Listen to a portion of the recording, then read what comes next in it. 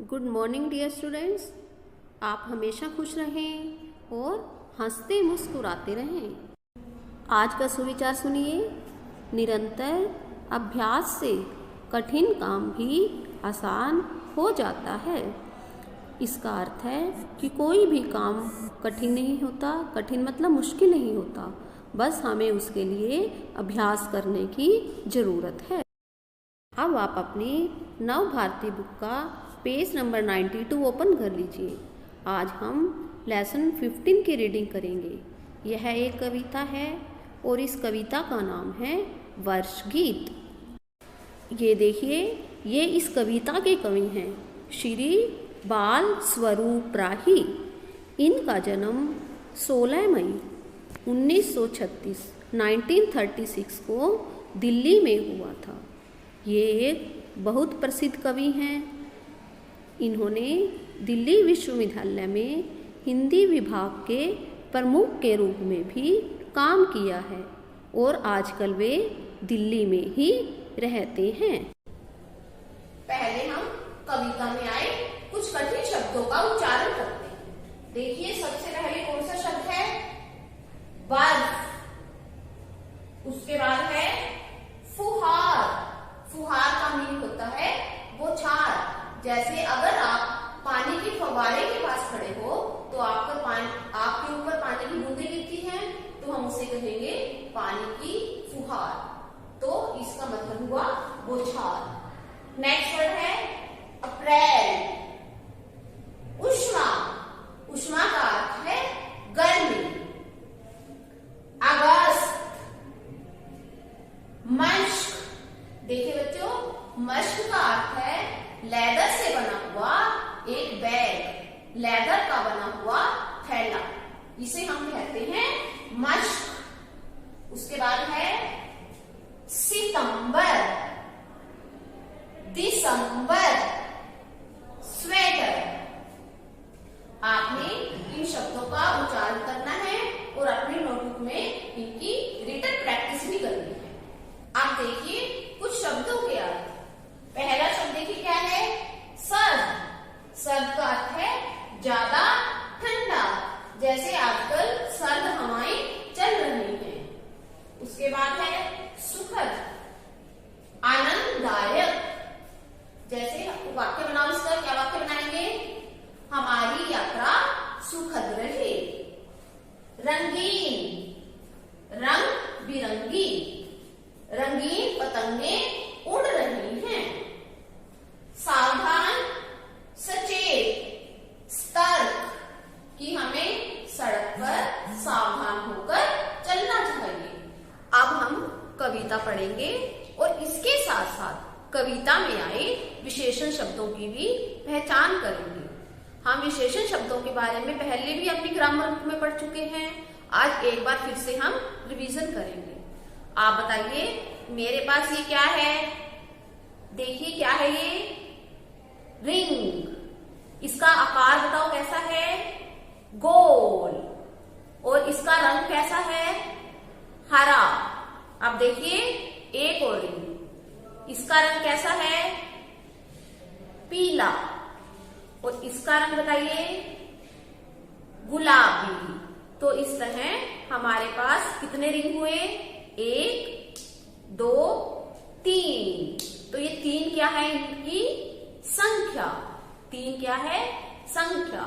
तो हमारे पास जो रिंग है वो कैसे हैं? गोल, रंग बिरंगे, क्योंकि हमारे पास अलग अलग कलर्स के हैं।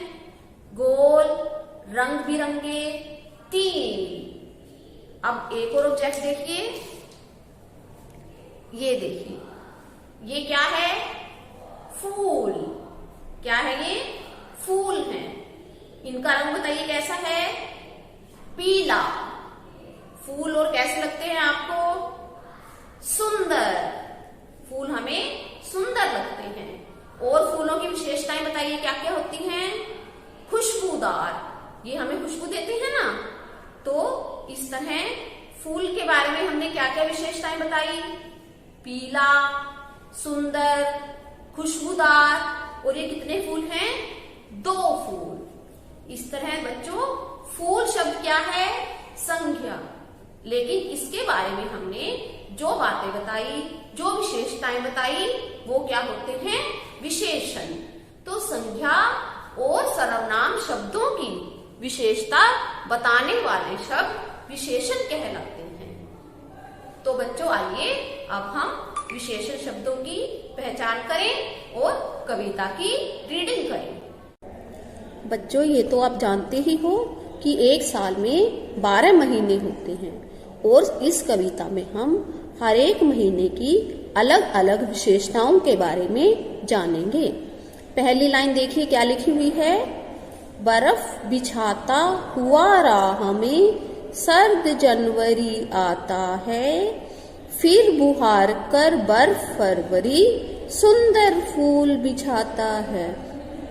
देखिए फर्स्ट लाइन में जनवरी महीने के बारे में बताया गया है। सर्द जनवरी, सर्द का मतलब है ठंडी, कि जनवरी का मौसम बहुत ठंडा होता है। इसमें हमें बहुत ठंड लगती है, जैसे आजकल बहुत ठंड लगती है ना आपको भी, क्योंकि जनवरी के महीने में पहाड़ी स्थानों पर बर्फ गिर जाती है, इसलिए जनवरी का महीना बहुत ठंडा होता है। फिर बुहार कर बर्फ फरवरी सुंदर फूल सजाता है। बुहार कर शब्द का अर्थ होता है झाड़ कर, कि फरवरी के महीने में पहाड़ी स्थानों पर बर्फ गिरना बंद हो जाती है और सुंदर फूल खिल जाते हैं। तीसरी लाइन देखिए, होली की रंगीन फुहारें मार्च साथ ले आता है, फिर आकर अप्रैल सभी को अप्रैल फूल बनाता है। देखो मार्च के महीने में होली का त्योहार आता है और सभी लोग एक दूसरे पर रंग लगाते हैं और हमारे आसपास का वातावरण रंगीन हो जाता है। सभी वैर भाव भुलाकर एक दूसरे के गले मिलते हैं। फिर अब देखिए अप्रैल में बताइए क्या आता है? अप्रैल फूल। आप जानते ही हो कि 1 अप्रैल को हम अप्रैल फूल दिवस मनाते हैं। इसमें क्या होता है कि सभी एक दूसरे के साथ मजाक करते हैं और कोई भी किसी की बात का बुरा नहीं मानता। सभी एक दूसरे से बहुत खुश होते हैं। आती है जब मई पसीने में सब हो जाते हैं तर, जून उष्मा लेकर आता तप जाते हैं गांव नगर। देखिए जब मई का महीना होता है तो बहुत गर्मी पड़ती है और हमें बहुत पसीना भी आता है। अब जून के महीने के बारे में देखिए क्या होता है? उष्मा। उष्मा का अर्थ है गर्मी, कि जून गर्मी का मौसम लेकर आता है, कि जून में भी बहुत अधिक गर्मी पड़ती है और सारे गांव नगर गर्मी से जलने लगते हैं। तपना मतलब जलना। तो बच्चों देखिए अब इसमें हमने जनवरी से लेकर जून तक के महीनों के बारे में पढ़ा कि किस तरह अलग अलग महीनों की अलग अलग विशेषताएं होती हैं। अब देखिए इसमें आए कुछ विशेषण शब्द। पहली लाइन में देखिए सर्द, दूसरी लाइन में सुंदर, उसके बाद है रंगीन। अब आगे देखिए तपन बुझाता हुआ जुलाई लेकर आता है बादल। देखिए मई और जून के महीने की गर्मी को कम करने के लिए जुलाई का महीना आता है, क्योंकि इसमें आकाश में बादल छा जाते हैं, इसलिए गर्मी जुलाई के महीने में गर्मी कुछ कम हो जाती है। उसके बाद है मश्क लिए आता है अगस्त, खूब छिड़कता रहता जल। मैंने आपको मश्क का मीनिंग बताया था कि लेदर से बना हुआ एक बैग, इससे हम पानी का छिड़काव कर सकते हैं। जिस तरह मश्क से पानी का छिड़काव करते हैं उसी तरह आकाश में जल बरसता है। और यह कब होता है? अगस्त के महीने में, क्योंकि अगस्त के महीने में खूब बारिश होती है और हमारे आसपास जल भर जाता है, आसपास पानी भर जाता है। ऐसा लगता है कि आकाश से कोई पानी छिड़क रहा हो। हल्का हल्का जाड़ा लेकर सुखद सितंबर आता है। उसके बाद सितंबर के महीने में थोड़ी थोड़ी ठंड पड़नी शुरू हो जाती है और यह महीना सबको बहुत आनंददायक लगता है। सुखद मतलब आनंददायक, क्योंकि इसमें ना तो अधिक गर्मी पड़ती है और ना अधिक सर्दी। उसके बाद देखिए अब अक्टूबर के बारे में पढ़ते हैं। अक्टूबर में हल्का फुल्का स्वेटर भाता है। भाता है मतलब अच्छा लगता है। अक्टूबर के महीने में कुछ और ठंड बढ़ जाती है, लेकिन इसमें हम हल्का फुल्का स्वेटर ही डालते हैं क्योंकि इसमें थोड़ी कम ठंड होती है। उसके बाद आकर तभी नवंबर हमको सावधान कर जाता है। इसका मतलब है कि नवंबर में हम सब सावधान हो जाते हैं कि अब सर्दी बढ़ने वाली है। इसीलिए हमें सबको अपनी सेहत का ध्यान रखना चाहिए कि कहीं किसी को ठंड न लग जाए। जल्द करो रजाई निकालो, सुनो दिसंबर आता है। और जब दिसंबर आता है तो क्या होता है कि सब लोग रजाई निकाल लेते हैं, क्योंकि दिसंबर के महीने में बहुत ठंड पड़ती है। इस कविता का संदेश देखिए।